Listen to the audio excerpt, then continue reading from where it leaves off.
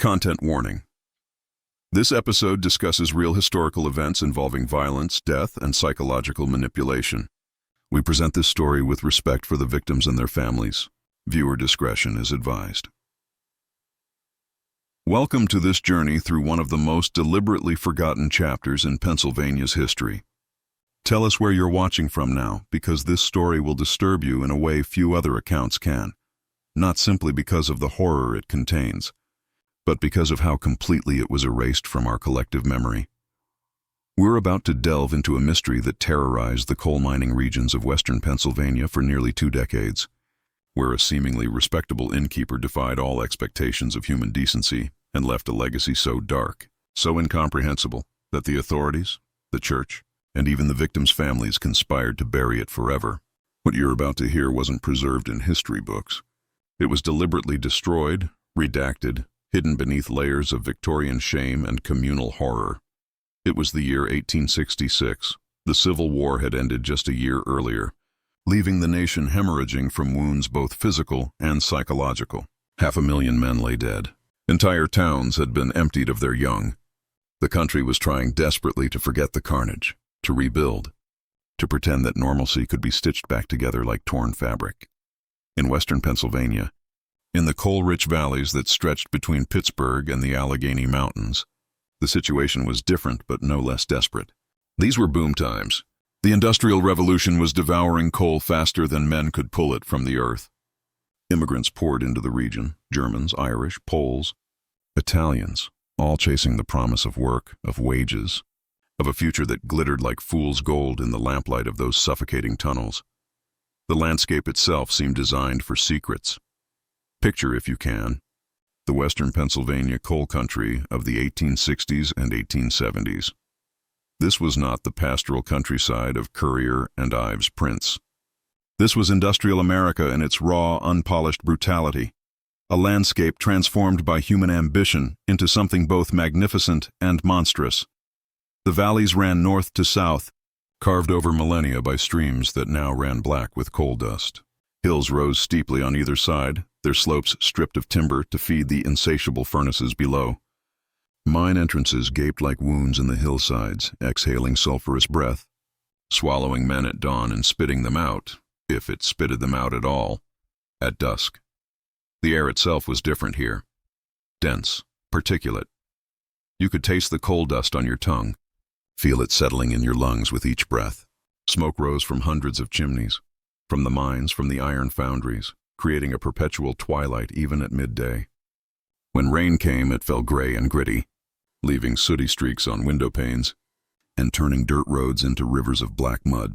The towns that sprang up in these valleys were makeshift affairs, hastily constructed wooden buildings, painted and peeling white or left to weather to gray, their foundations already sinking into the unstable earth undermined by the very coal seams that justified their existence. Main streets were rivers of mud 6 months of the year, frozen ruts the other 6. Boardwalks, where they existed, were splintered and treacherous, and between these towns, along the rutted roads that connected them, stood the way stations of this coal empire. The inns, the taverns, the boarding houses. Among these establishments, one stood apart. The Red Lion Inn sat at a crossroads 7 miles north of the town of Clearfield, Pennsylvania. It was a substantial building by the standards of the region. 2 stories of sturdy brick construction rather than the typical wood frame, with a slate roof that suggested permanence, prosperity, stability. A large wooden sign swung above the entrance, painted with a rampant lion in faded crimson, its gilt details barely visible beneath years of coal dust and weather.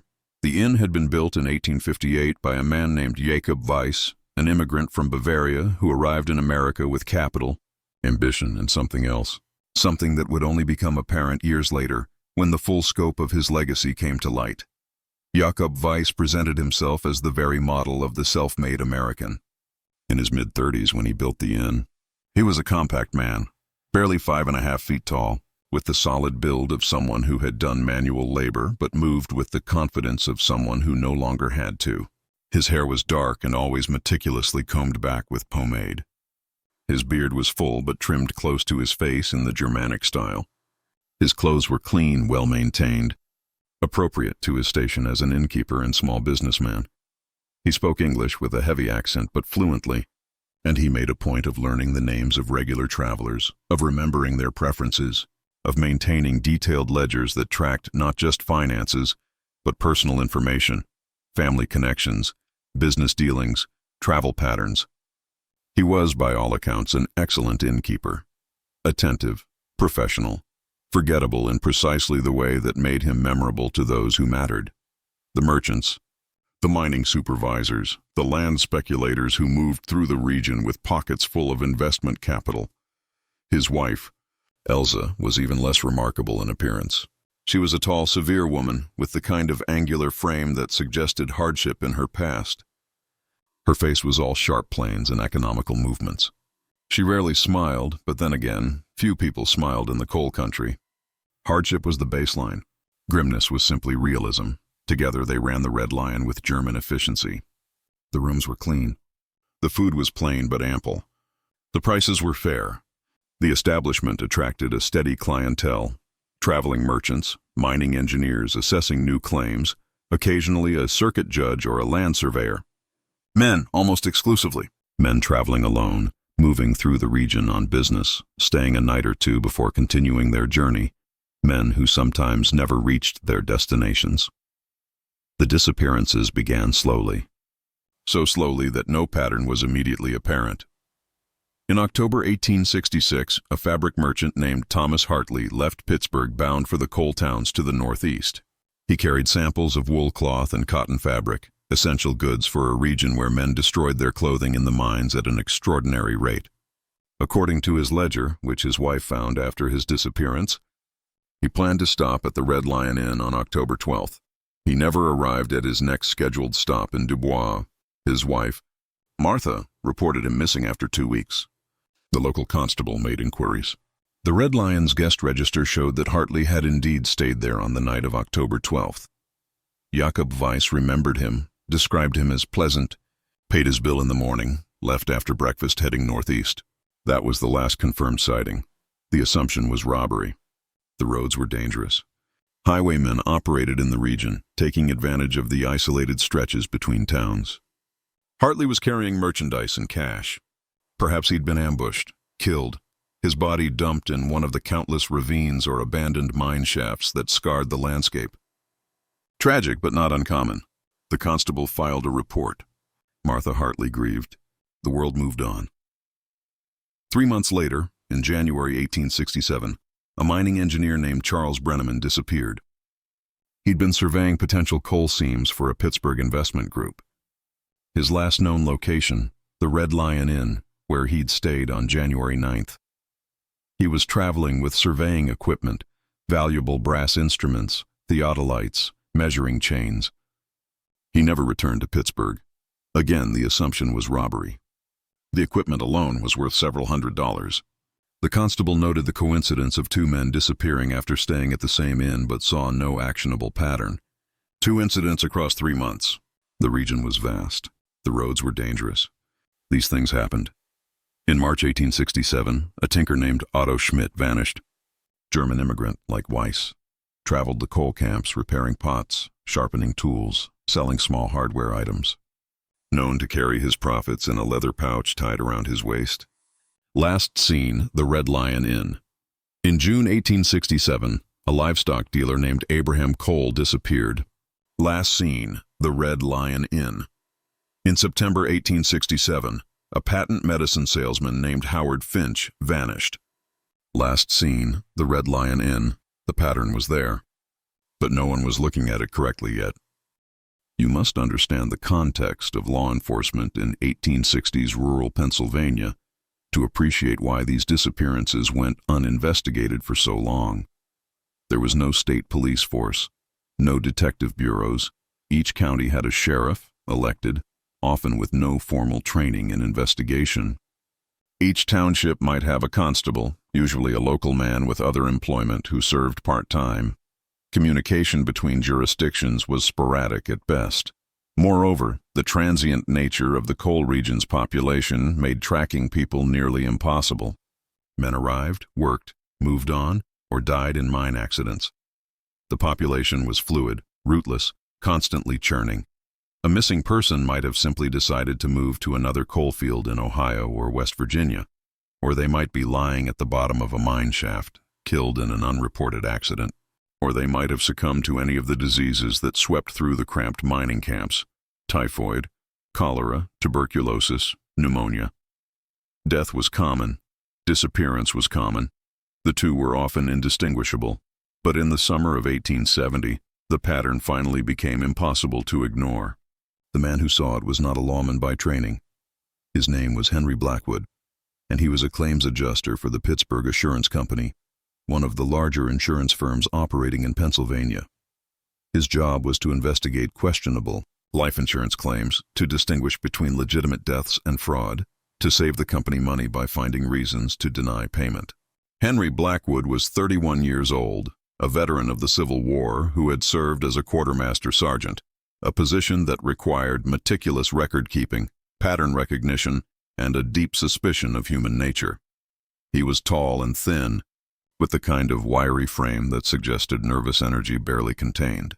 He wore wire-rimmed spectacles and carried a leather satchel filled with files, ledgers, and notebooks covered in his cramped handwriting. In June 1870, Blackwood was reviewing a series of life insurance claims related to missing persons in western Pennsylvania. The Pittsburgh Assurance Company had been paying out these claims with increasing frequency, policies taken out by traveling merchants, by engineers, by businessmen who moved through the region and then vanished. Each individual claim seemed legitimate. Families provided evidence of disappearance. Local authorities confirmed that the men were missing. The company paid. But Blackwood, trained to see patterns in supply manifests and equipment inventories, saw something else when he laid out all the claim files on his office desk. 17 men. 17 men had disappeared in western Pennsylvania between October 1866 and May 1870. 17 life insurance policies had paid out. And when Blackwood traced the last known locations of these men through witness statements, hotel registers, and travel itineraries, 14 of them had stayed at the Red Lion Inn within 48 hours of their disappearance. 14 out of 17. The statistical probability was staggering. There were dozens of inns, taverns, and boarding houses in the region. For 14 missing men to have patronized the same establishment was beyond coincidence. It suggested something else entirely. Blackwood brought his findings to the Clearfield County Sheriff, a man named Augustus Grayson. Sheriff Grayson was 56 years old, a former coal supervisor who had been elected sheriff primarily because he was literate, relatively honest, and willing to do the job for the modest salary it offered. He was not an investigator. He was not equipped by training or temperament for what Blackwood was suggesting. "You're saying Weiss is killing his guests?" Grayson asked, his weathered face skeptical. They were sitting in his office above the county courthouse, a cramped room that smelled of pipe tobacco and damp paper. "I'm saying the pattern is impossible to ignore," Blackwood replied. He had spread his documents across Grayson's desk: insurance claims, travel itineraries, witness statements, a hand-drawn map with the Red Lion Inn marked in red ink and lines, connecting it to the approximate locations where men had last been seen. 17 men in less than 4 years. 14 stayed at the Red Lion. That's not coincidence, Sheriff.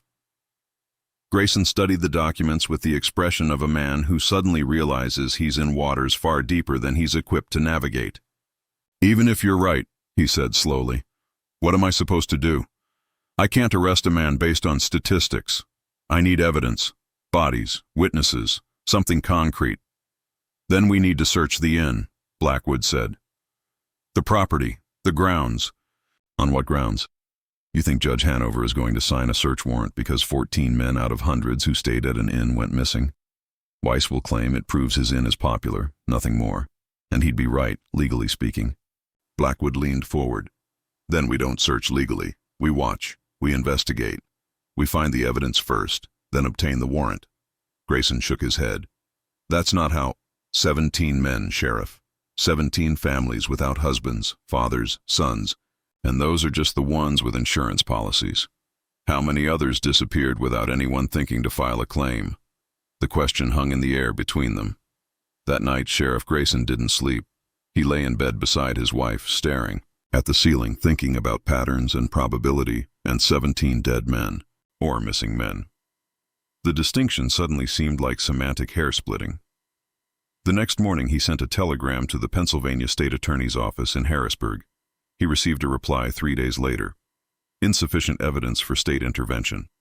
The matter remained a local concern, so Grayson did what he could with local resources.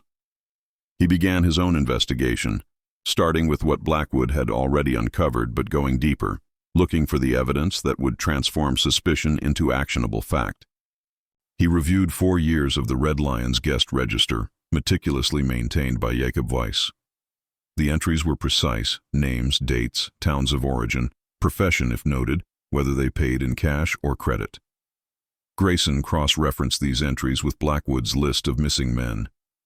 Every single one was recorded. Weiss had documented his own victims with Germanic thoroughness, but documentation proved nothing. It simply confirmed the men had been there. Grayson began interviewing people, locals who lived near the Red Lion, travelers who had stayed there and survived, suppliers who delivered goods to the inn. He was looking for anything unusual, any detail that might crack open the case. What he found was a wall of normalcy. Everyone agreed. Jakob and Elsa Weiss ran a clean, efficient establishment. The food was adequate. The beds were comfortable. The prices were fair. No one had witnessed anything suspicious. No one had heard screams or seen violence. The inn was simply an inn. The breakthrough came from an unexpected source. In August 1870, a young stable hand named Peter Keller approached Sheriff Grayson. Keller was 19 years old, the son of German immigrants, employed at a livery stable in Clearfield. He'd heard rumors that the sheriff was investigating the Red Lion Inn, and he had information. "I worked there," Keller said, sitting in Grayson's office, his cap crushed between his hands. 2 years ago, summer of '68. I was hired to help with the horses, muck out the stable, repair fences. I worked there for 3 months. "And?" Grayson prompted. "The cellar," Keller said. "Mr. Weiss, he was very particular about the cellar.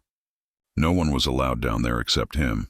He kept it locked, said it was where he stored expensive liquor, didn't want anyone stealing or breaking bottles. But what? Sometimes at night, I'd hear sounds from the cellar, through the floorboards of the stable. The stable was built right next to the inn, shared a wall with the cellar.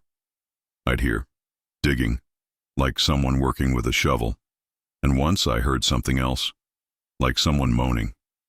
Quiet, but it was there." Grayson felt something cold settle in his stomach. "Did you investigate?" Keller shook his head quickly.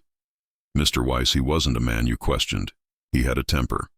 I saw it once when a drunk traveler got loud in the tap room. Weiss didn't yell. He just got very quiet and very cold, and the drunk sobered up fast and left. There was something about him. You didn't cross him. Why are you telling me this now?" "Because I heard about the missing men, and I've been thinking about those sounds, and—" Keller swallowed hard. "I need to tell someone. If something bad happened there and I said nothing." Grayson obtained a warrant 2 days later. Judge Hanover signed it reluctantly, swayed less by the evidence than by the political pressure that had been building as word of the investigation spread. 17 missing men, 14 connected to one inn. The public was beginning to ask uncomfortable questions. On August 23, 1870, Sheriff Grayson arrived at the Red Lion Inn with 4 deputized men and Henry Blackwood.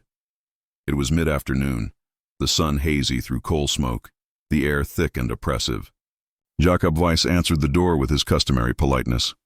"Sheriff Grayson, gentlemen, how may I help you?" Grayson presented the warrant. Weiss read it carefully, his expression never changing. "A search," he said finally. "May I ask what you're searching for?" "Evidence related to several missing persons," Grayson replied. "I see." Weiss stepped aside. "Please proceed. My wife and I have nothing to hide." The initial search revealed nothing. The inn was immaculately maintained. The guest rooms were clean and spare. Iron bed frames, straw mattresses, simple wooden chairs, wash basins. The kitchen was well organized. The taproom was unremarkable.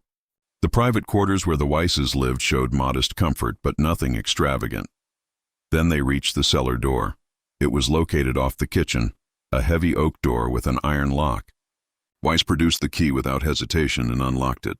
"The cellar," he said simply, "where I store supplies and spirits." The stairs descended into darkness. One of the deputies lit a lantern. The group descended single file, footsteps echoing on stone steps. The cellar was large, extending under most of the inn's footprint. Stone walls wept with moisture.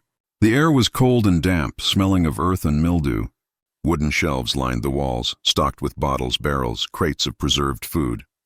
Everything appeared normal. But Henry Blackwood, standing at the bottom of the stairs, noticed something.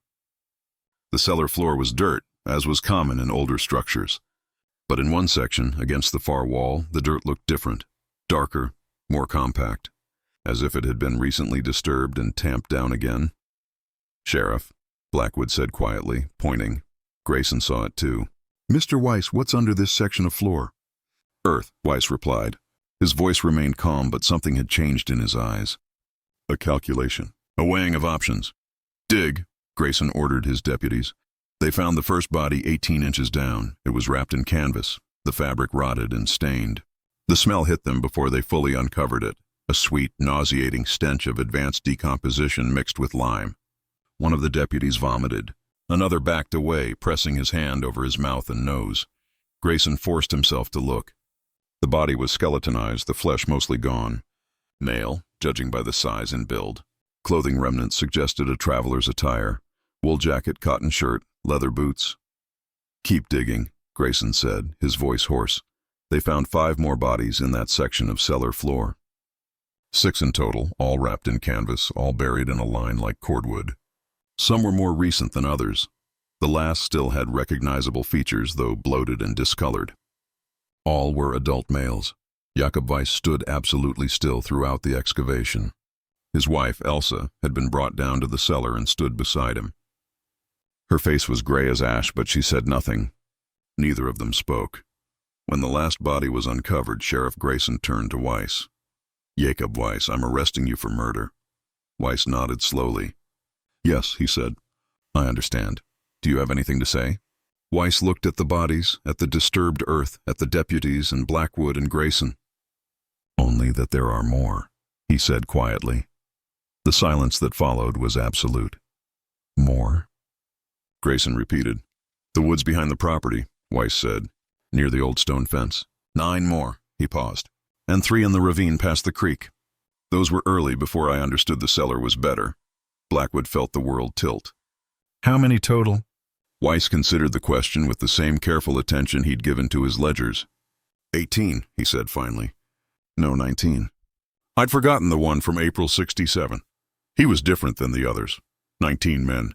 19 murders. Over 4 years. Why?" Grayson asked, though he wasn't sure he wanted the answer. Weiss met his eyes.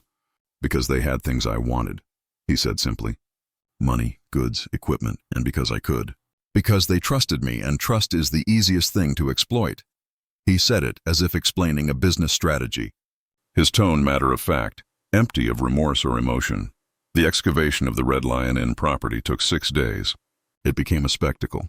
Hundreds of people arrived from surrounding towns, some out of morbid curiosity, others seeking closure for missing relatives. Still others simply drawn to the sensational nature of the discovery like moths to flame.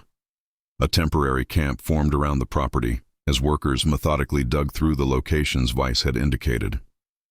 The bodies emerged one by one, each discovery reported in the regional newspapers with increasingly lurid detail. The Pittsburgh Gazette called it Pennsylvania's Chamber of Horrors. The Philadelphia Inquirer dubbed Weiss the Coal Country Butcher.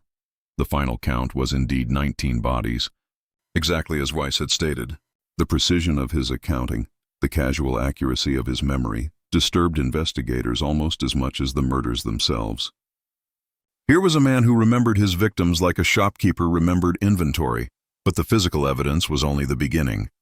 The real investigation, the attempt to understand not just what Weiss had done but how and why, consumed the next months. "Sheriff Grayson, working with Henry Blackwood and now with assistance from the state attorney's office, began the painstaking work of identifying the victims and reconstructing the murders. It was forensic investigation before forensics was formalized, detective work before modern detective methods existed. They worked with what they had, the bodies themselves, the possessions found with them, Weiss's own surprisingly detailed admissions, and the testimony of the few people who had witnessed fragments of the truth without recognizing it. The victims, once identified, revealed Weiss's selection criteria. All were men traveling alone. All carried money, merchandise, or valuable equipment. All were passing through the region with no firm ties to the local community. All had stayed at the Red Lion Inn on nights when few other guests were present. The method of killing varied, but a pattern emerged. Weiss preferred poison, arsenic mixed into the evening meal or the breakfast coffee. He obtained it easily, claiming need for pest control, purchasing small amounts from multiple suppliers, so no single purchase raised suspicion. The poison allowed him to kill without violence, without noise, without struggle. The victims would become ill during the night. Weiss or Elsa would check on them, expressing concern, offering to fetch a doctor. But the doctor never came. Instead, as the poison took effect, Weiss would ensure the victim remained isolated in their room. By morning, they were usually too weak to cry out. By afternoon, they were dead. Then came the disposal. Weiss would wait until night, until the roads were empty. He'd wrap the body in canvas and carry it to the cellar, or, in the earliest cases, to the woods behind the property. He'd dig the graves himself, usually during the hours between midnight and dawn. He was methodical. He was patient. He treated murder like any other business task requiring careful execution, and crucially, he maintained plausible deniability. If anyone asked about a guest who had checked in but wasn't seen leaving, Weiss had his answer ready. They'd left early, before dawn, eager to reach their next destination. He'd even wave goodbye if pressed for details, describing their departure, their stated plans, creating a false memory so complete that witnesses believed they'd actually seen what Weiss described. The psychology of it fascinated investigators. Weiss wasn't driven by bloodlust or sexual compulsion. He killed for profit, certainly, but the profit alone didn't explain the scale. 19 murders across 4 years represented planning, patience, and risk far beyond simple robbery. During interrogation, and Weiss submitted to interrogation willingly, almost eagerly, a more complex picture emerged. They were travelers, he explained to Grayson and the state prosecutor during one session in October 1870. They sat in a room in the Clearfield County jail, a cramped space with barred windows that let in gray autumn light. Weiss sat calmly, hands folded on the table before him. They were transient. No roots, no real connections. They moved through the world, leaving no mark. I simply accelerated their disappearance. In most cases, I doubt anyone truly mourned them. You're wrong, Grayson said. We've spoken to families, wives, children. They mourned. Weiss shrugged slightly. Perhaps, but mourning is temporary. Grief fades. Life continues. He spoke as if discussing weather patterns, his tone conversational, academic almost. What did you do with their possessions? The prosecutor asked. The money, the goods they carried? I sold what I could, carefully. Small amounts to different merchants in different towns. Cash I kept, obviously. Some items I buried with the bodies, things too distinctive to sell safely. The patent medicine, for instance, from the salesman. His entire inventory was too recognizable, so I buried it with him. The pragmatism was chilling. Weiss had calculated not just how to kill, but how to profit with minimal risk. He'd been running a side business alongside the inn, liquidating his victims' assets with the same efficiency he applied to running the Red Lion. And your wife? Grayson asked. What was her role? Weiss hesitated for the first time. Something like emotion or a simulation of emotion crossed his face. Elsa knew, but she didn't participate in the actual acts. She helped maintain the fiction. She cleaned the rooms after. She supported the story of guests leaving early, but she didn't kill. This would become crucial during the trial. Elsa Weiss, arrested alongside her husband, claimed ignorance initially. But under interrogation, her story evolved. Yes, she'd suspected something was wrong. Yes, she'd helped clean up after the murders. Yes, she'd lied to investigators who inquired about missing guests. But she maintained she'd been coerced, frightened of her husband, trapped in a situation she couldn't escape. The portrait she painted was of a woman caught between complicity and survival, aware of the horror but too afraid to stop it or report it. The truth, as investigators came to understand, was likely more complicated. Elsa Weiss wasn't a simple victim of circumstance. The efficiency of the operation, the coordination required, suggested active participation beyond mere fear-driven compliance. But proving that beyond reasonable doubt would prove difficult. The trial of Jakob Weiss began on January 10, 1871, in the Clearfield County courthouse. It immediately became the most sensational legal proceeding in Pennsylvania since the trial of Alexander Mitchell, the cannibal of Pittsburgh, in the 1840s. The courthouse was a modest Greek Revival building of limestone blocks, built in 1856 with a courtroom that could accommodate perhaps 100 people in its gallery. On the opening day of the trial, more than 300 people attempted to gain entry. Sheriff Grayson had to post guards at the doors to prevent overcrowding. And still the gallery was packed to the point of standing room only.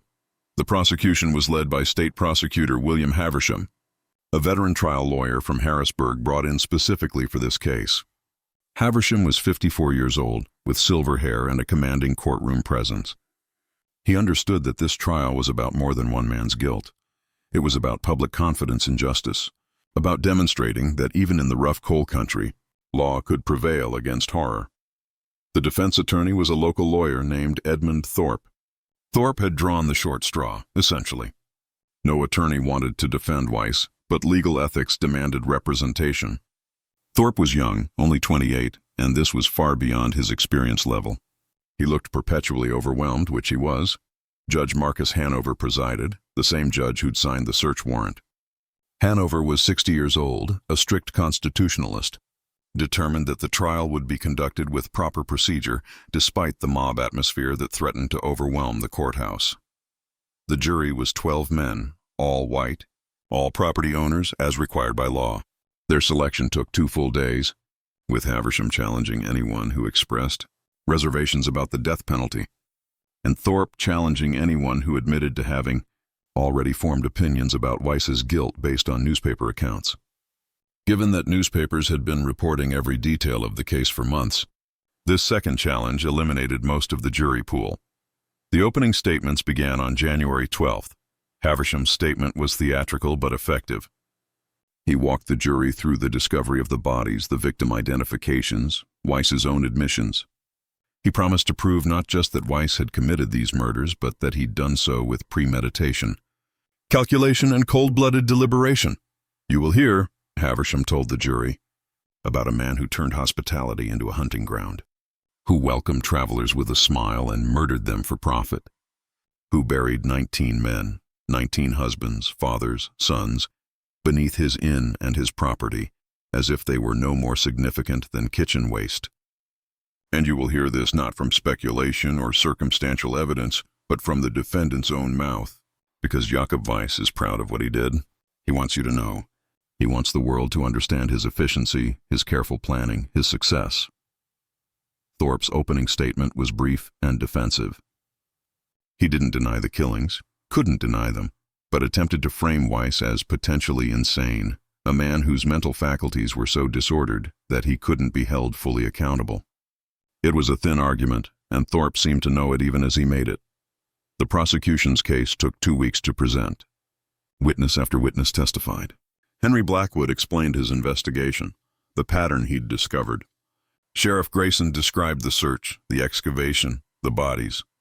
The county coroner testified about the state of the remains, the evidence of poisoning in the more recently deceased.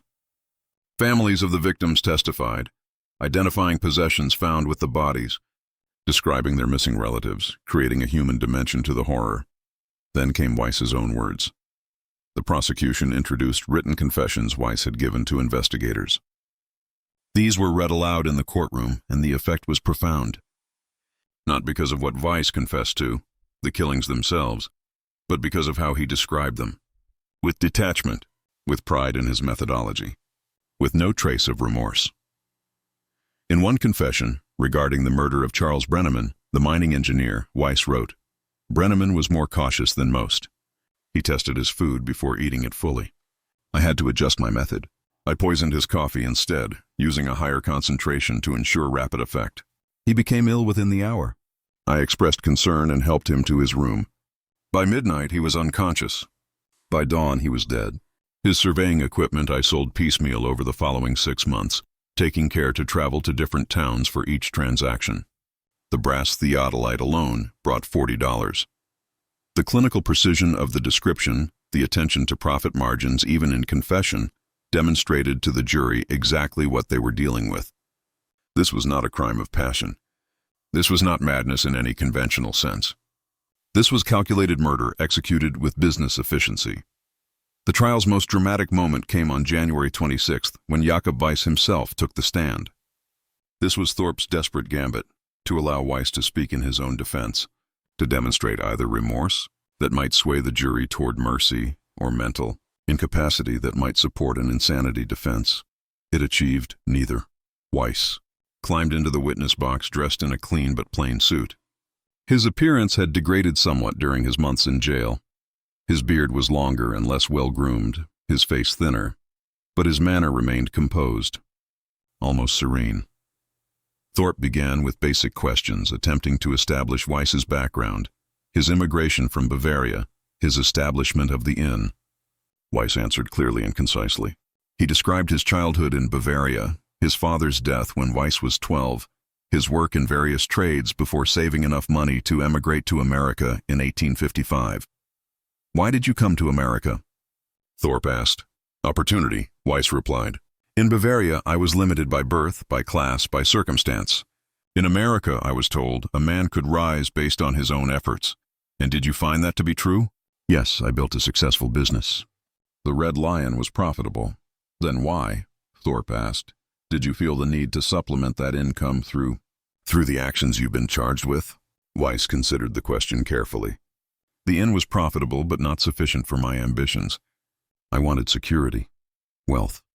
The travelers who stayed at the inn often carried more money in their pockets than I earned in a month. It seemed inefficient, wasteful. They were temporary people, here today, gone tomorrow. If they vanished, who truly lost?" The courtroom stirred. Judge Hanover banged his gavel for silence. "You felt no guilt?" Thorpe pressed, trying to establish mental defect. "No remorse?" "Guilt is a luxury of those who can afford it," Weiss said. "I grew up hungry. I watched my mother work herself to death, trying to feed 4 children after my father died. I learned that the world rewards those who take what they need and punishes those who wait for permission. These men who stayed at my inn, they had taken their opportunities. I took mine. It was a catastrophic answer for the defense." Rather than demonstrating insanity or even ordinary criminal rationalization, Weiss had articulated a philosophy, a worldview. He'd shown the jury not a madman but a predator, someone who had consciously rejected moral constraints in favor of ruthless pragmatism. Prosecutor Haversham's cross-examination was devastating. "Mr. Weiss, you've described your victims as temporary people. Thomas Hartley, the fabric merchant, was he temporary to his wife Martha and their 3 children?" "I didn't know about his family," Weiss said. "You didn't ask, did you?" "You didn't care." "Charles Brenneman, he was engaged to be married." "Did you know that?" "No." "Otto Schmidt, the tinker, he sent money every month to his elderly mother in Germany." "Did you know that?" "No, because you didn't want to know. Because knowing would have interfered with your efficiency." Haversham's voice rose with controlled anger. "You chose victims carefully, men alone, men without local connections. You're intelligent enough to run a business, to keep detailed records, to avoid suspicion for 4 years. You understood perfectly well what you were doing. You understood it was wrong. You simply decided that profit was more important than human life." Weiss met Haversham's gaze without flinching. "Yes," he said simply. The single-word admission hung in the courtroom like smoke. Haversham pressed forward. "How did you choose your victims?" "What made you decide that this traveler would live and that one would die?" "Practicality," Weiss replied. "If the inn was busy, if other guests were present, it was too risky. If the traveler mentioned he was expected at his destination, if he'd sent telegrams ahead, if he had appointment letters, too dangerous.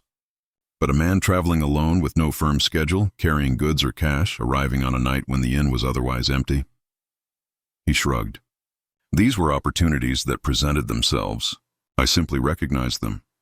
And the killing itself, how did you feel during the act? After? Weiss thought about this longer than any previous question. During, I felt focused, like solving a problem that required care. After, relief mostly, that it was done, that I hadn't made an error that would expose me. And then I would plan the disposal, clean the evidence, update my records. You kept records? Too late, Weiss seemed to realize his mistake. A flicker of calculation crossed his face, but the words were already out. A ledger, he admitted, separate from the inn's books, to track what I'd taken from each victim, where I'd sold it, for how much. The courtroom erupted. Judge Hanover hammered his gavel repeatedly. Haversham looked like Christmas had arrived 6 weeks late. And where is this ledger now? Haversham asked when order was restored. Hidden, Weiss said quietly. Will you tell this court where? Weiss looked at Thorpe, at the jury, at the packed gallery. His expression was unreadable. No, he said finally. That's mine. Even facing certain conviction and probable execution, Weiss held on to this last piece of control. The ledger was never recovered, despite multiple searches of the Red Lion property. It entered the realm of legend. Some speculated it was hidden in the inn's walls, others that Weiss had burned it before his arrest, still others that it was buried somewhere in the Pennsylvania wilderness, waiting to be discovered. But what mattered in that moment was what Weiss's testimony had revealed about his character. This was not a man whose mind was broken. This was a man who had made deliberate choices, who understood morality and had chosen to reject it, who killed with the same businesslike efficiency he brought to running an inn. The jury would need less than 3 hours to reach their verdict.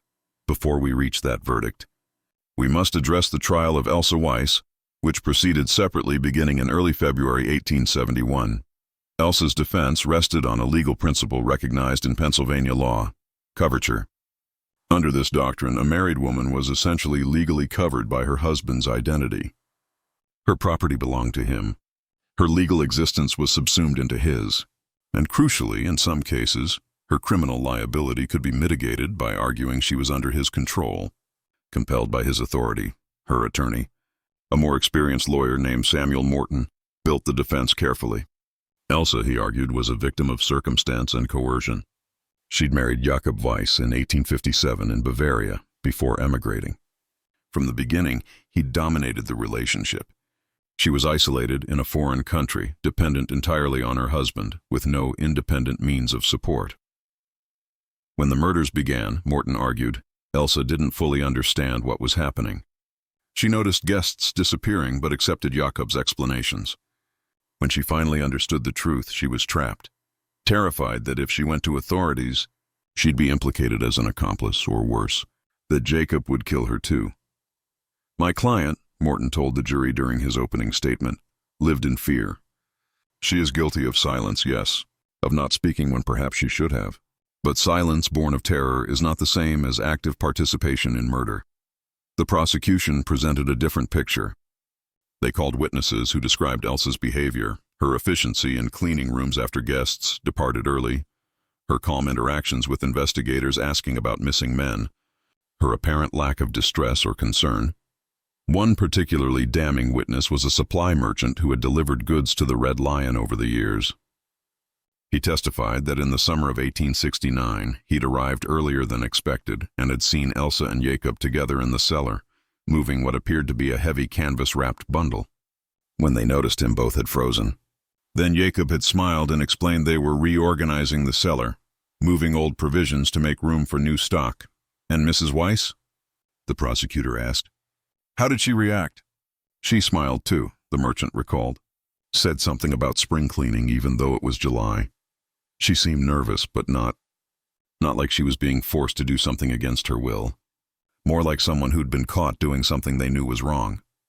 Other evidence emerged during the trial. Letters were found in the Weiss's private quarters, correspondence between Elsa and her sister in Bavaria. In one letter from 1868, Elsa had written, Jakob works so hard. The business demands constant attention. Sometimes guests arrive at odd hours or leave unexpectedly, and he manages everything. I help where I can, though his standards are exacting. He insists everything must be done correctly, that mistakes are unacceptable. I have learned to ask no questions and simply assist as needed. The phrasing was ambiguous. Was this a wife describing a demanding husband's legitimate business practices? Or was it coded language, a woman documenting coercion while remaining deliberately vague in case the letter was intercepted? The jury in Elsa's case was divided. They deliberated for 2 full days before returning a verdict: guilty of being an accessory after the fact to multiple murders. Not guilty of murder itself. It was a compromise verdict, and Judge Hanover sentenced her accordingly: 15 years in the Pennsylvania Women's State Prison in Philadelphia. A significant sentence, but not a death sentence. Elsa received the verdict without visible emotion. She was 43 years old. If she survived her sentence, she would emerge in 1886 at age 58. She would in fact serve only 9 years, released in 1880 for good behavior and declining health. She died in 1883 in a poorhouse in Philadelphia, largely forgotten, her name appearing in no major newspapers, her death recorded only in county records. History had already begun its work of erasing her. Jakob Weiss's verdict came on February 3, 1871. The jury had deliberated for less than 3 hours. Remarkable speed for a case of such magnitude. But the evidence and Weiss's own testimony had left little room for doubt. The foreman stood and read the verdict. Guilty of murder in the first degree on all 19 counts. Weiss stood to receive the verdict with his characteristic composure. He nodded once, as if confirming a business transaction. Judge Hanover asked if he had anything to say before sentencing. Weiss cleared his throat. Only that I regret the necessity of these proceedings. I was successful in my enterprise for 4 years. Had I continued with the same caution, I believe I might have operated indefinitely. My mistake was not in my methods, but in my scale. I became ambitious when I should have remained modest. That is my only genuine regret. The courtroom was silent. Even now, facing death, Weiss framed his crimes as a business venture, his arrest as an operational error rather than a moral failing. Judge Hanover's sentencing statement was lengthy and forceful. He condemned not just Weiss's actions, but his complete lack of remorse, his treatment of human beings as commodities, his perversion of hospitality into predation. Jakob Weiss, Hanover concluded, you have demonstrated yourself to be a threat not merely to individuals, but to the very fabric of civilization. You have taken the trust that binds people together in society and weaponized it. You have shown that you possess intelligence without conscience, ambition without morality, capability without humanity. There can be only one sentence for such crimes. Hanover sentenced Weiss to death by hanging, the sentence to be carried out within 60 days. Pennsylvania law at the time allowed for appeals, but Weiss declined to file one. His attorney, Edmund Thorpe, urged him to appeal on grounds of procedural error or to at least petition for clemency. Weiss refused. I know how this ends, he told Thorpe during a jail visit. An appeal would only delay the inevitable. I have no interest in prolonging this. I lost the game. I accept the consequences.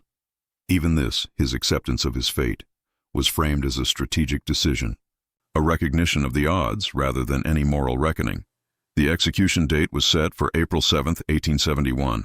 Jakob Weiss spent his final 2 months in the Clearfield County jail with the same equanimity he'd shown throughout the trial. Guards reported that he was a model prisoner, quiet, cooperative, maintaining a regular routine. He read extensively, mostly books on history and philosophy that were brought to him by the jail chaplain, Reverend Thomas Whitmore. Reverend Whitmore visited Weiss daily, attempting to guide him towards spiritual redemption. Their conversations, which Whitmore documented in his journal, revealed the fundamental chasm between Weiss's worldview and conventional morality. Do you believe in God? Whitmore asked during one visit in March. I believe in cause and effect, Weiss replied, in patterns and probability. Whether you call that God is semantic. Do you believe in judgment after death? In heaven and hell? I believe in consequences. I'm about to face consequences for my actions, whether those continue after death. I'll know soon enough. But do you feel remorse? Do you wish you could undo what you've done? Weiss considered this carefully. I regret being caught, he said finally. I regret that my life is ending at 42. But the actions themselves? They made sense given my circumstances and goals. If I could go back with my current knowledge, I would simply be more careful. Whitmore wrote in his journal, I fear this man's soul is beyond my reach. He speaks with perfect rationality about actions that are perfectly irrational from any moral standpoint. He is perhaps the most dangerous type of criminal. Not one who has lost control, but one who has never recognized the necessity of moral constraints in the first place. On April 6th, the day before the execution, Weiss received a final visit from Henry Blackwood. The insurance investigator had been instrumental in unraveling the case, and he had questions that only Weiss could answer. They sat across from each other in Weiss's cell, separated by the bars. Blackwood had brought his notebook and pencil. "Why did you agree to see me?" Blackwood asked. "Curiosity," Weiss replied. "You were the one who found the pattern. You're more like me than the others. You saw what no one else saw because you looked at the data rather than the morality." "We're nothing alike," Blackwood said sharply. "Perhaps, but you have to admit there's a satisfaction in solving a complex problem. I created one. You solved it. In a way, we were both doing what we do best." Blackwood let this pass. "I have questions. About the victims. There are families who need closure. Ask Thomas Hartley, the fabric merchant. He was your first victim. Why him?"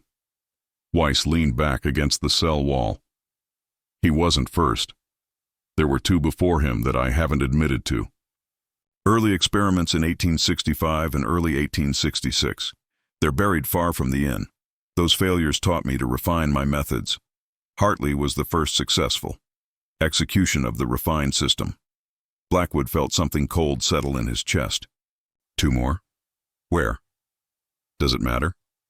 "They were drifters, men with no families, no fixed identities. Even if you found them, you'd never identify them. It matters to me." Weiss smiled slightly. "Then it will have to remain a mystery. Some secrets die with me." They talked for 2 more hours. Weiss answered some questions and refused others, maintaining control even now over what was revealed and what remained hidden. When Blackwood finally left, he felt exhausted and strangely hollow. He'd wanted closure, answers, understanding. Instead, he'd gotten confirmation that some human mind simply operated according to fundamentally different rules. April 7th, 1871, dawned cold and gray, with low clouds threatening rain. The execution was scheduled for 10 o'clock in the morning, to be carried out in the yard behind the county jail. Pennsylvania hangings at this time were not public spectacles in the way they had been in earlier decades, but they weren't entirely private either. The law required the presence of official witnesses, the sheriff, a doctor to pronounce death, representatives of the court, clergy, and a limited number of citizens. In Weiss's case, approximately 40 people were present, including several journalists whose accounts would be published in newspapers across Pennsylvania and beyond. The gallows had been constructed specifically for this execution, a simple but sturdy structure of rough-cut lumber, painted black, with 13 steps leading to the platform. The noose hung ready, the knot precisely tied according to specifications designed to ensure a quick death through a broken neck rather than slow strangulation. At 9:45, Jakob Weiss was brought from his cell. He walked steadily, flanked by 2 guards. He wore the same suit he'd worn during the trial, now cleaned and pressed by the jail staff. His hands were bound behind his back, but he moved with his characteristic composure. Reverend Whitmore walked beside him, praying aloud. But Weiss seemed not to hear. His attention was on the gallows ahead, assessing it with what appeared to be professional interest, as if evaluating the construction quality. The witnesses stood in a semicircle around the base of the gallows. Sheriff Grayson waited on the platform. A doctor stood nearby with his medical bag. The air smelled of damp earth and impending rain. Weiss climbed the 13 steps without hesitation. On the platform, Sheriff Grayson read the formal execution warrant, his voice steady but strained. This was not a duty he relished, regardless of how much Weiss deserved this fate. When the reading concluded, Grayson asked if Weiss had any final words. Weiss looked out at the assembled witnesses. His gaze swept across them, seeming to catalog each face. Then he spoke, his voice clear and carrying in the cold morning air. "I am not sorry for what I did," he said. "I am sorry only that I was caught. I killed 19 men for profit, and I would have killed more had circumstances allowed. I tell you this not to shock you, but to be truthful in my final moments. I do not believe in deathbed conversions or convenient redemptions. I am what I have always been. Let that be my final statement." The witnesses stirred. Some looked horrified. Others seemed almost satisfied, as if Weiss's unrepentant stance confirmed their desire to see him hang. Sheriff Grayson placed a black hood over Weiss's head, positioned the noose around his neck, adjusted the knot to sit correctly against the left side of the jaw. Reverend Whitmore made the sign of the cross and stepped back. At precisely 10 o'clock, Grayson pulled the lever. The trapdoor fell open with a crack of wood on wood. Jakob Weiss dropped through, the rope snapping taut. His neck broke instantly. The witnesses could hear it, a sharp crack that echoed in the yard. His body convulsed once, twice, then hung still. The doctor approached after the required 5 minutes, checked for a pulse, listened for a heartbeat. At 10:06 a.m., he pronounced Jakob Weiss dead. The body was left hanging for the customary 30 minutes, then cut down. According to Pennsylvania law at the time, the bodies of executed criminals could not be released to families for burial in consecrated ground. Instead, Weiss's body was buried in an unmarked grave in the jail's potter's field, a patch of weedy ground beyond the cemetery's proper boundaries. No marker was placed. No ceremony was performed beyond Reverend Whitmore's brief prayer. Jakob Weiss was committed to the earth with less dignity than the victims he'd buried beneath his inn. The Red Lion Inn never reopened. After the Weiss's arrest and the discovery of the bodies, the property had been seized by the county. There was talk of auctioning it to recover costs associated with the investigation and trials, but no one wanted to purchase a building that had become synonymous with murder. The inn stood empty through 1871, its windows slowly breaking, its doors sagging on their hinges. Vandals broke in, scrawling messages on the walls, stealing what little furniture remained. Local children dared each other to approach it at night, spreading rumors that the victims' ghosts haunted the property, that their moans could be heard from the cellar. In early 1872, the building caught fire. The official cause was listed as accidental, perhaps a vagrant's campfire, perhaps a lightning strike, but many suspected arson. No one investigated too carefully. The fire burned hot and fast, consuming the wooden interior, causing the roof to collapse. The brick walls remained standing, smoke-blackened and empty, like a skull. Within 5 years, even those ruins had been demolished.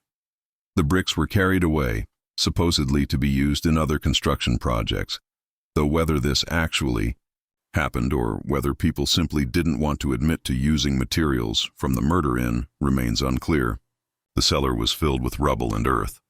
The property was eventually absorbed into a larger farm, the land plowed and planted, as if agriculture could somehow cleanse the ground of its history. By 1880, you could stand at the crossroads where the Red Lion had once stood and see no evidence it had ever existed. The sign was gone. The building was gone. Even the foundation had been deliberately obscured. The only marker was a slight depression in the earth where the cellar had been, and even that faded with time. The erasure was deliberate. Clearfield County wanted to forget. Pennsylvania wanted to forget. This was the Victorian era, when respectability and propriety were paramount. The Weiss case represented something too dark, too disturbing, too fundamentally threatening to the social order. Better to bury it, literally and figuratively, and move forward.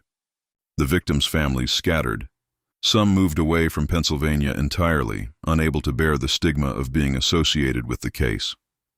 The bodies that had been recovered were buried, but often in unmarked graves or under different names.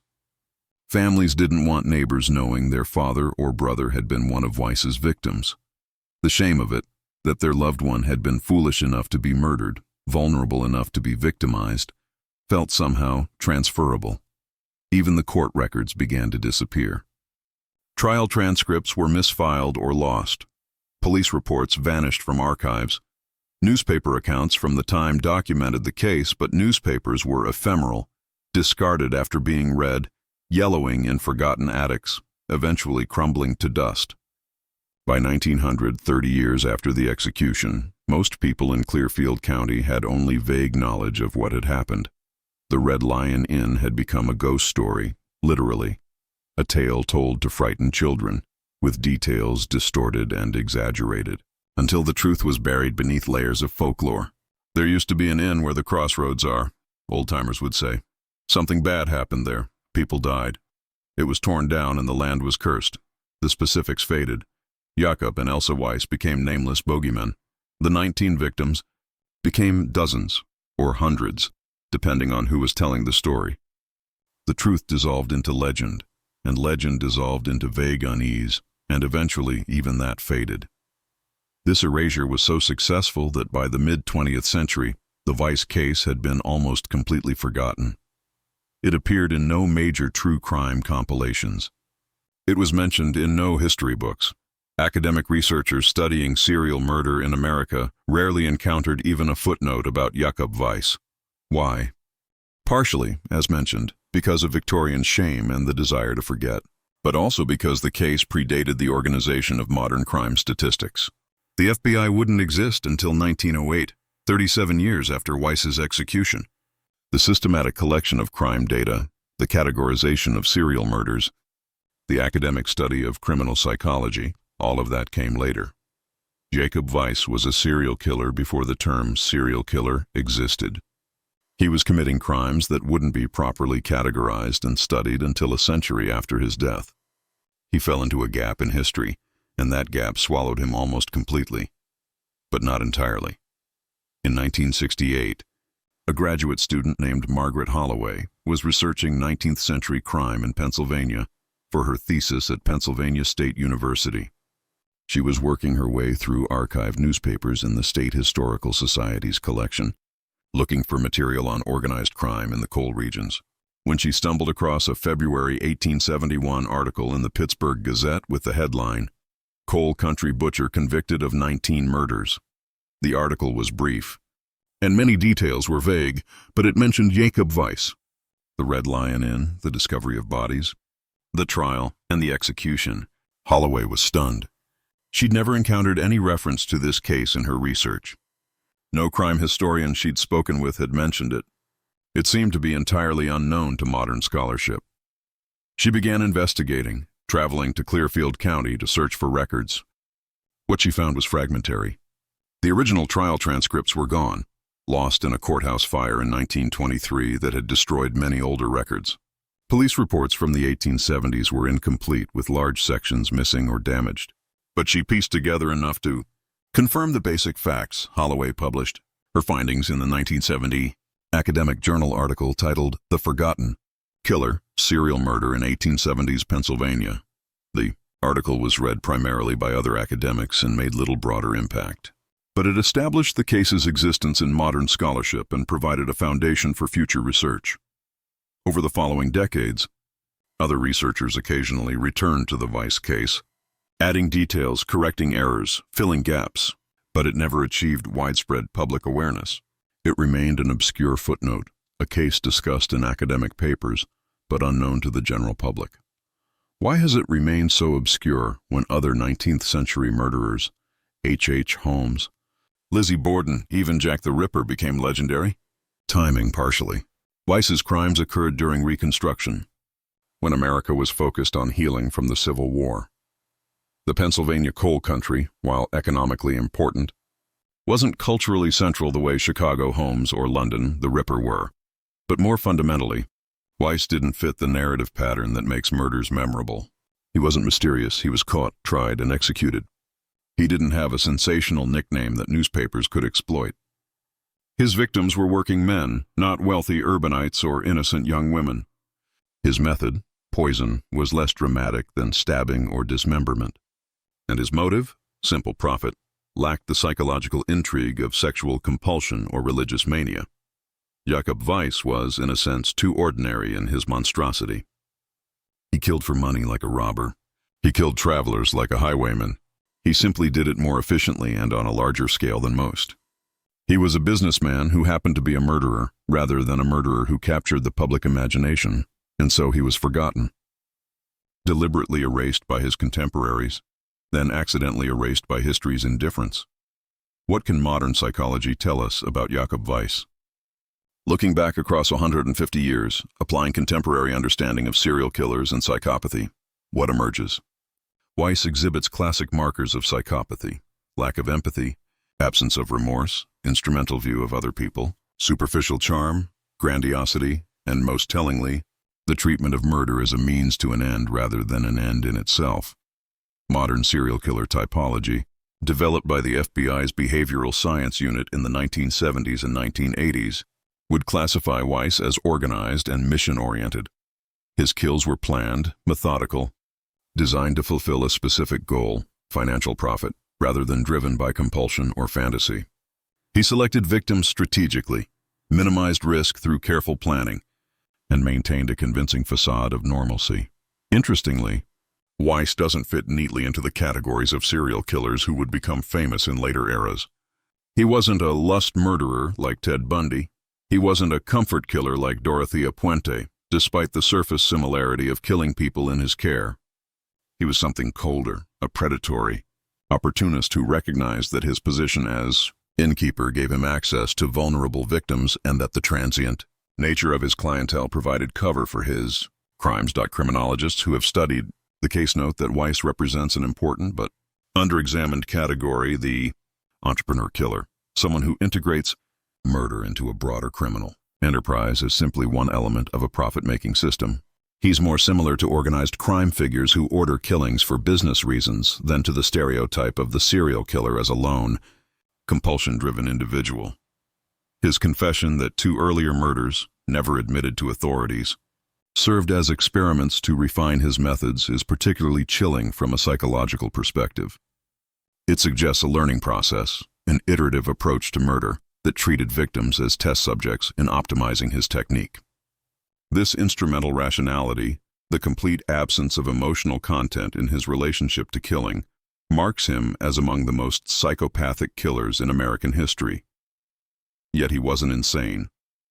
This is crucial. Weiss understood perfectly well that society condemned murder. He simply didn't care. He recognized moral rules but chose not to follow them, calculating that profit outweighed prohibition. This is the essence of psychopathy, not an inability to understand right and wrong, but an indifference to the distinction. Despite the investigation, the trial, and subsequent research, significant mysteries remain about the Weiss case. The most tantalizing is the ledger. Weiss admitted to keeping detailed records of his crimes, what he stole from each victim, how he disposed of the goods, how much profit he made. This ledger was never found. Weiss refused to reveal its location, maintaining this last piece of control even as he faced execution. Where is it? Did it ever actually exist, or was Weiss lying to maintain an air of mystery? If it existed, was it destroyed before his arrest, or is it still hidden somewhere? In the ruins of the Red Lion's Foundation, buried in the Pennsylvania woods, concealed in a location known only to Weiss? The ledger's recovery would answer many questions. It might reveal the identity of the 2 experimental victims Weiss mentioned to Henry Blackwood. It might provide exact details of how much Weiss profited from his crimes. It might even reveal whether there were other victims beyond the 19 confirmed cases. Because that's another lingering mystery. Were there more? Weiss claimed 19 victims and 19 bodies were recovered. But he also admitted to 2 earlier experimental murders, bringing the potential total to 21. And his mention of these additional murders only came in a private conversation with Blackwood, not in his official confession. What else might he have held back?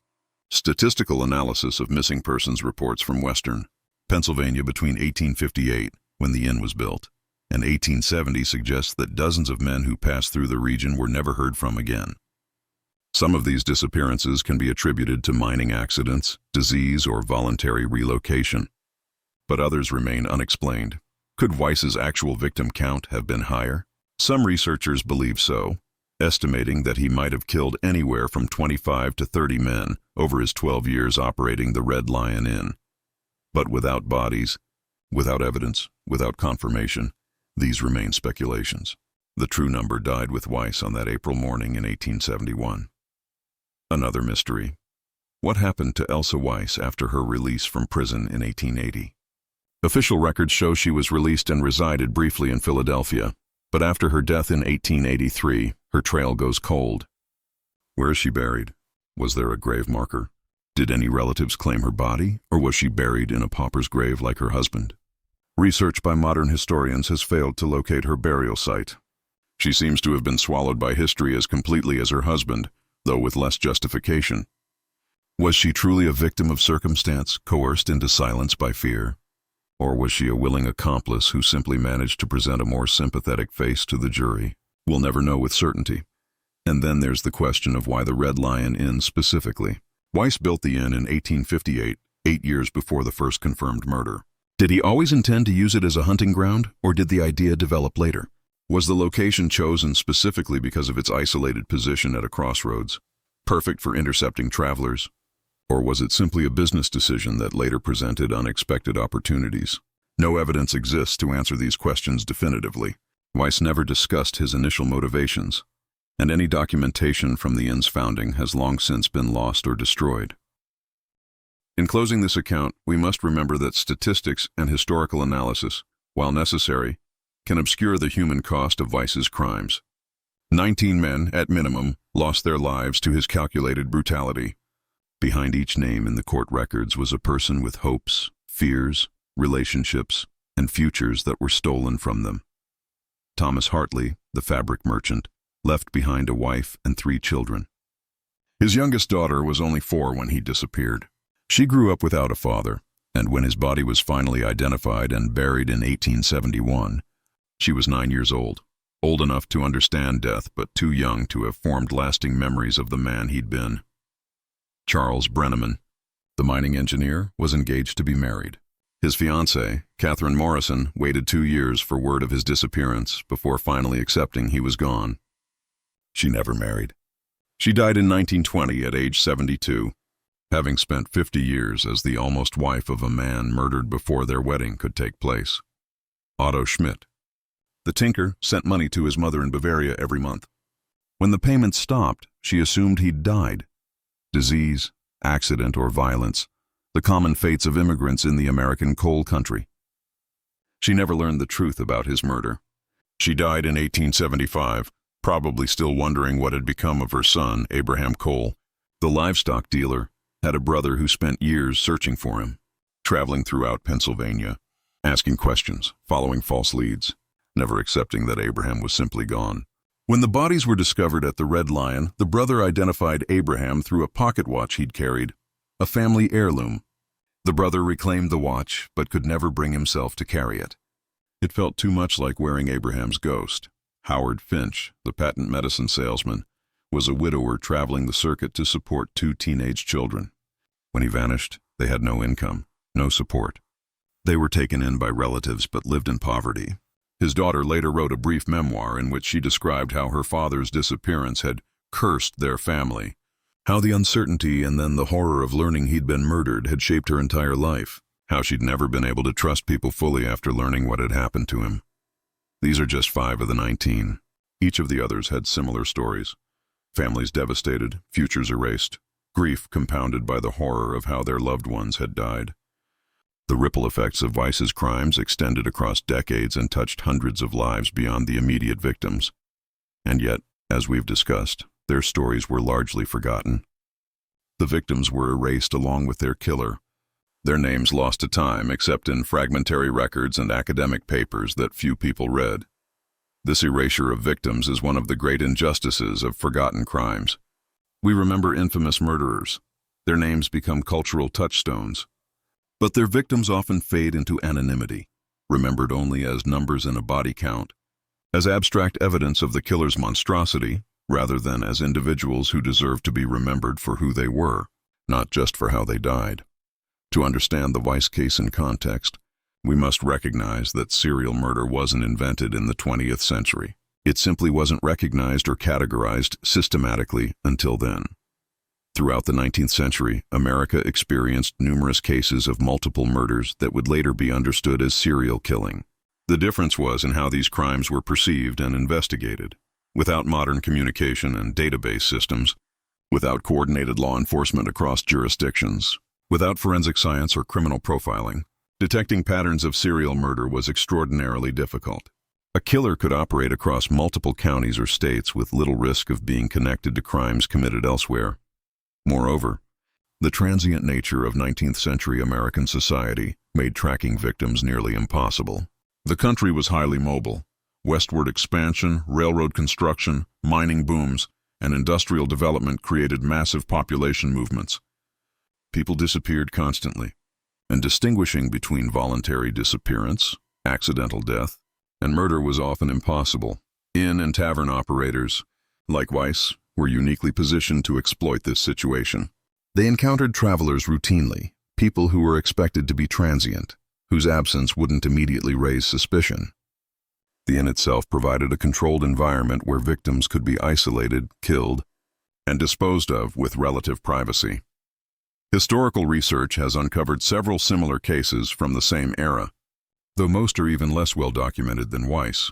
The Bender family in Kansas, 1870s, operated an inn and murdered travelers, though their case achieved more notoriety because they disappeared before being caught, turning their story into legend. The Bloody Benders, as they became known, killed an estimated 11 people between 1871 and 1873, overlapping with Weiss's operations but on the other side of the country, suggesting this predatory pattern was not unique but perhaps endemic to the frontier inn system. Similar cases, less well documented, appear in fragmentary records from other regions: Ohio, Missouri, Texas, California. In each case, an inn or way station, isolated travelers, mysterious disappearances, and eventually the discovery of bodies. This suggests that Jakob Weiss wasn't an aberration but rather an example of a particular type of criminal opportunism enabled by specific historical and social conditions. He exploited the gaps in law enforcement, the transient population, and the isolation of rural travel to build what was essentially a murder-for-profit business that operated with corporate efficiency. What does the Weiss case teach us, looking back from the 21st century? First, it reminds us that evil isn't always dramatic or mysterious. Weiss wasn't a shadowy figure lurking in darkness. He was a respectable businessman, someone you'd have felt comfortable staying with, someone who presented himself as a pillar of the community. His monstrosity was hidden behind normalcy, which made it all the more dangerous. This pattern repeats throughout history. Ted Bundy was charming and educated. BTK was a church leader and family man. John Wayne Gacy was active in local politics. The monster under the bed is less frightening than the monster who serves you breakfast with a smile. Second, the case demonstrates the importance of systematic investigation and information sharing in law enforcement. Henry Blackwood solved the case not through traditional detective work, but through pattern recognition, compiling data, cross-referencing reports, seeing connections that no one else had noticed. This methodology would eventually become standard in serial killer investigations, but in 1870, it was revolutionary. Modern law enforcement databases, VICAP, the National Crime Information Center, and various state and regional systems exist precisely to prevent killers like Weiss from exploiting jurisdictional boundaries and communication gaps. These systems are Blackwood's ledger writ large, institutional memory that prevents patterns from being invisible.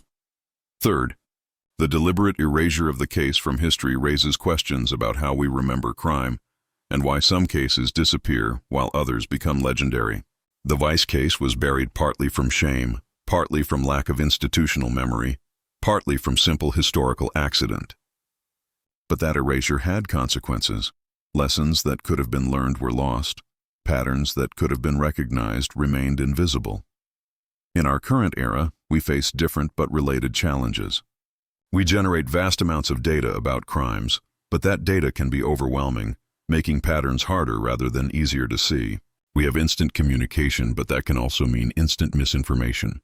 We have the capacity to remember everything, but we often lack the wisdom to know what's worth remembering and why. Fourth, the case forces us to confront uncomfortable questions about justice and closure. Weiss was caught, tried, convicted, and executed. By the standards of 19th century justice, the case was resolved. But the victims' families received little real closure. Their loved ones were dead, buried hastily, their deaths reduced to evidence in a sensational trial. The money and goods Weiss stole were never fully recovered. The trauma rippled through generations. True justice, the case suggests, isn't just about punishing perpetrators. It's about honoring victims, supporting survivors, and ensuring that the truth is remembered accurately. The erasure of the Weiss case failed the victims a second time, denying them even the memorial of historical memory.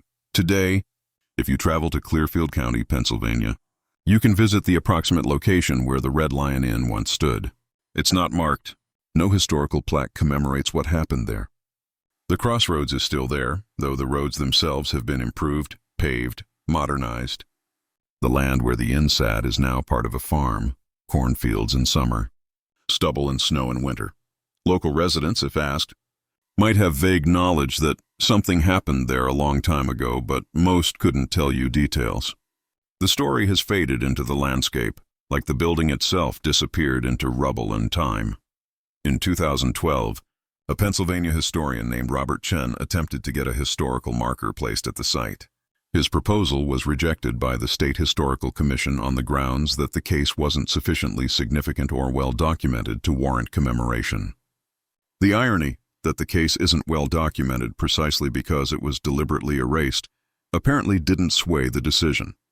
So the site remains unmarked, silent, just another rural crossroads in coal country, indistinguishable from hundreds of others.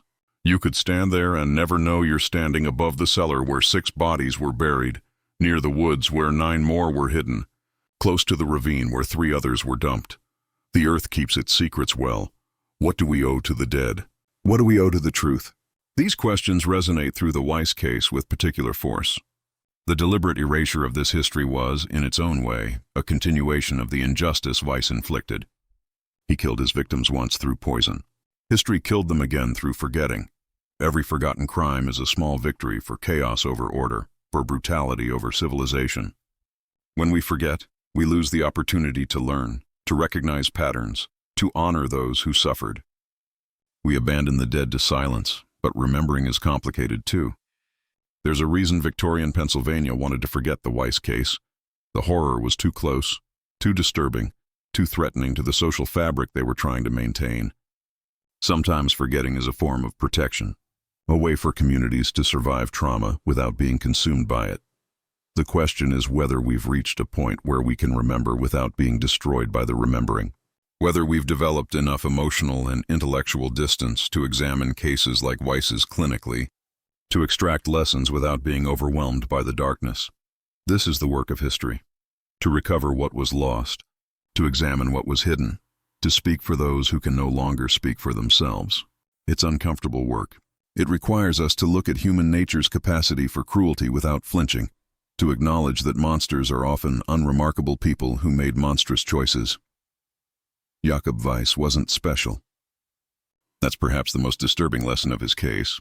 He wasn't uniquely evil or unusually damaged.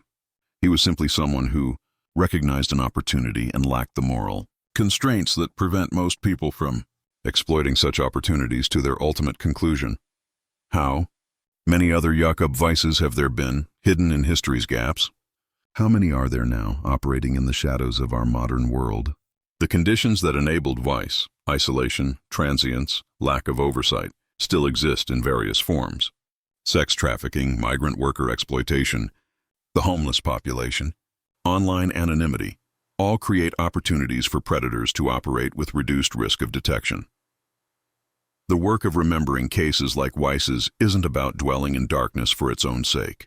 It's about maintaining vigilance, about recognizing that the capacity for evil is always present and that the systems we build to prevent it must be constantly maintained and improved. The story of Jakob Weiss and the Red Lion Inn remains a disturbing reminder that evil doesn't always announce itself with fanfare and drama. Sometimes it wears a pleasant face, keeps impeccable records, and maintains a reputation for reliability even as it systematically destroys lives. 19 men, at minimum, walked into the Red Lion Inn and never walked out. They trusted the wrong person at the wrong time, and that trust cost them everything. Their names: Thomas Hartley, Charles Brenneman, Otto Schmidt, Abraham Cole, Howard Finch, and 14 others whose identities we've discussed throughout this journey. Each was a person, not a statistic. Each left behind grief that echoed through decades. Jakob Weiss died on April 7, 1871, unrepentant to the last, taking his secrets with him to an unmarked grave. His wife, Elsa, served 9 years in prison and died in obscurity. The inn that housed their crimes was deliberately destroyed and erased from the landscape. The case itself was buried in archives and forgotten by mainstream history. But questions remain, don't they? Where is the ledger Weiss claimed to have kept, with its detailed accounting of theft and murder? What happened to the 2 experimental victims he mentioned but never identified? Were there others beyond the 19 confirmed murders? And why, in an era when other murderers became infamous, did this case slip so completely through the cracks of historical memory? Perhaps some mysteries are meant to remain unsolved. Perhaps some secrets are meant to stay buried. Or perhaps we simply haven't looked carefully enough. Haven't asked the right questions, haven't connected the right dots. To this day, when farmers plow the fields where the Red Lion once stood, they occasionally unearth brick fragments, bits of glass, rusted nails, physical remnants of a building that no longer exists. But they don't find anything that would tell the story of what happened there. The earth has absorbed the evidence, the way time absorbed the memory. And on quiet nights in Clearfield County, when the wind moves through the valleys and the old-timers gather to share stories, some still mention the crossroads where something terrible happened long ago. The details have been smoothed away by retelling, but the unease remains. A sense that the ground there remembers, even if people don't. The past is never truly dead, is it? It's not even past. It lives in the landscape, in the soil, in the collective unconscious of communities that carry trauma they can't quite name. The Red Lion Inn may be gone, but its shadow lingers.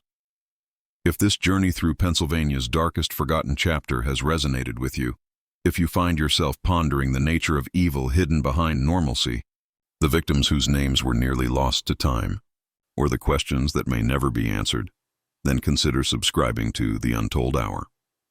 There are many more stories waiting to be told, mysteries buried in the archives of American history that deserve to be examined, voices silenced by time that deserve to be heard again. These aren't just tales of true crime for entertainment's sake. They're explorations of human nature, of justice and injustice, of memory and forgetting. Leave a like if this account has provoked reflections that go beyond mere curiosity, if it's made you think about how we remember trauma, how we honor victims, how we recognize evil that doesn't announce itself with obvious signs, and comment below. What do we owe to the dead? Should cases like the Weiss murders be deliberately remembered and marked with historical recognition? Or is there wisdom in allowing some horrors to fade into the past?